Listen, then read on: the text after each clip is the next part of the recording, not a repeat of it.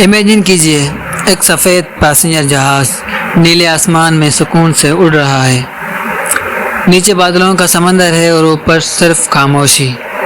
मगर इस खामोशी के पीछे कुछ बहुत गलत हो चुका है। एयर ट्रैफिक कंट्रोल बार बार रेडियो पर कांटेक्ट कर रहा है। Flight 522, do you read? Respond please, respond please. मगर जवाब नहीं आता, सिर्फ सन्नाटा। और फिर दो फाइटर जेट्स इस जहाज के करीब पहुंचते हैं।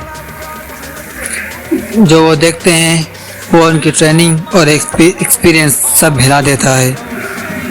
कॉकपिट में दोनों पायलट्स अपनी सीट्स पर बेहोश पड़े हैं और सबसे हैरानकुन बात, जहाज अब भी फिजा में उड़ रहा है। जी हाँ दोस्तों, ये वाक़या 14 अगस्त 2005 का है। फ्लाइट 522 साइबर्स ग्रीस जा रही थी। शुरू में सब नॉर्मल था, मगर जैसे ही जहाज़ ने एल्टीट्यूड चेंज किया, केबिन के अंदर प्रेशर सिस्टम में प्रॉब्लम स्टार्ट हो गई।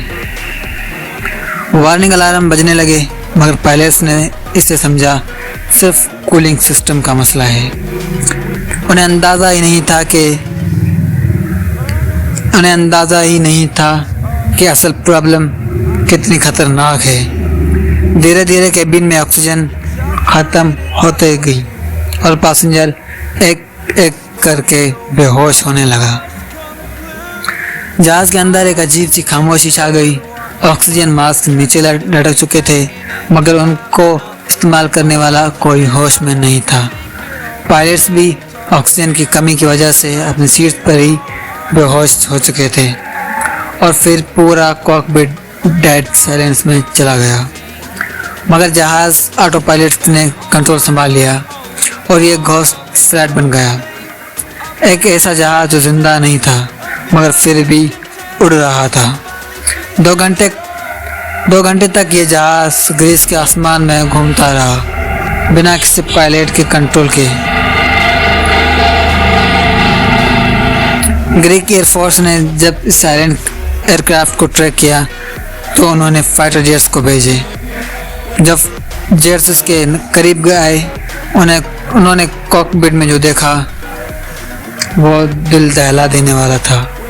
पायलट्स बेहोश थे, पैसेंजर्स इमोशनल थे। पैसेंजर्स